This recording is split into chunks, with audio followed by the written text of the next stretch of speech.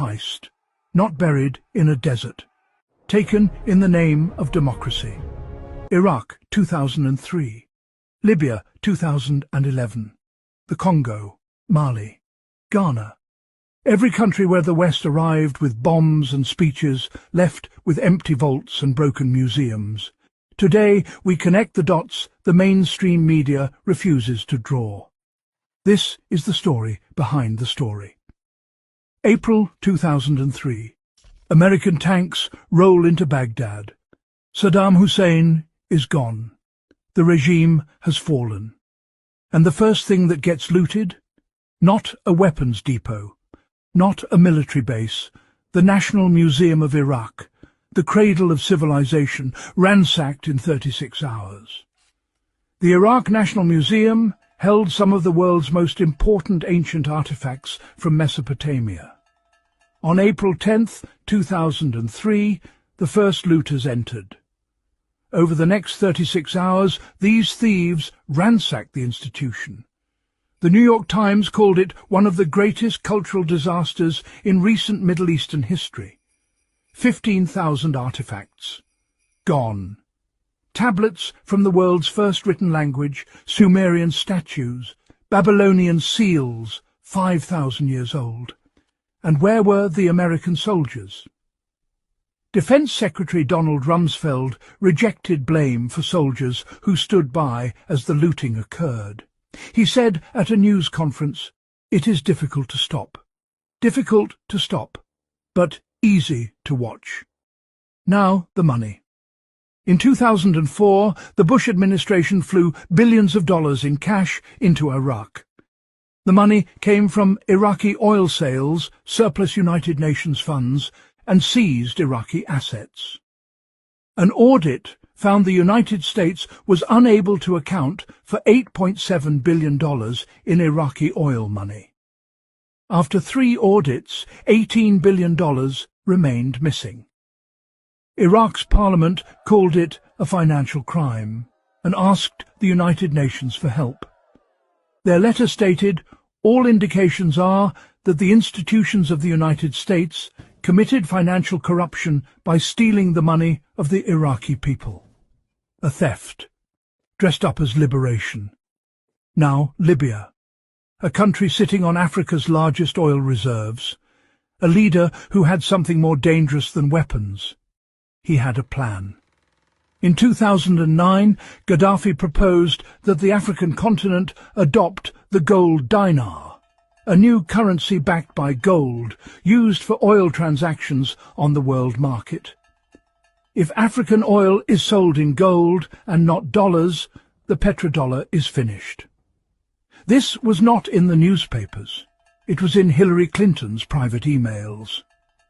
An April 2011 email to Clinton with the subject line, "France's client and Gaddafi's gold," revealed that Gaddafi held 143 tons of gold and a similar amount in silver. This gold was intended to establish a pan-African currency. France led the charge to bomb Libya. France, whose currency controlled 14 African nations. The country that stood to lose everything if Gaddafi succeeded.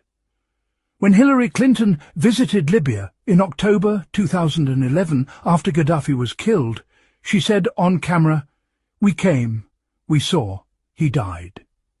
She was laughing. Gaddafi was dead. The gold was gone. More than 143 tons of Libyan gold went missing just before Gaddafi was ousted. It has never been found.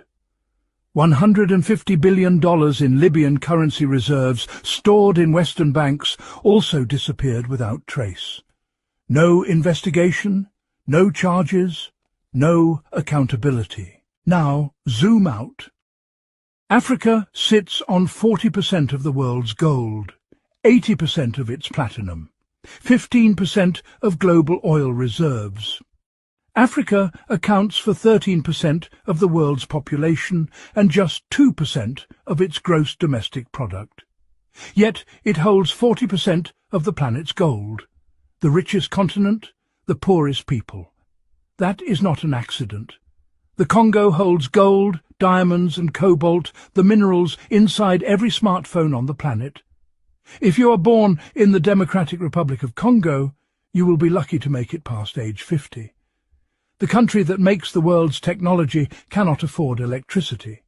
Look at every country the West invaded in the last 50 years. Iraq, Libya, Congo, Afghanistan, Haiti, Mali, Sudan. Ask one question. Who controlled the natural resources before? Who controls them after? In Iraq, oil production was nationalized under Saddam. After 2003, United States and British oil companies signed contracts worth hundreds of billions. In Libya, Gaddafi had begun removing oil concessions from Western companies. After 2011, those contracts were reversed. In Congo, every leader who tried to nationalize mineral wealth was removed or assassinated. The pattern is not subtle. It is a business model. Invade, destabilize, extract, call it democracy, call it humanitarian intervention, but follow the gold. The gold never lies. 143 tons of Libyan gold, missing. $18 billion of Iraqi oil money, missing. 15,000 artifacts from the cradle of civilization, missing. The wealth of an entire continent, extracted for centuries, still flowing out today. The West did not go to these countries because they were dangerous. They went because they were rich. And when you understand that, you understand every war of the last 100 years differently. This is not conspiracy. This is documented in official audits, in declassified emails, in parliamentary records, the story behind the story. Subscribe, share this video, because the gold was not lost. It was taken, and someone knows exactly where it is.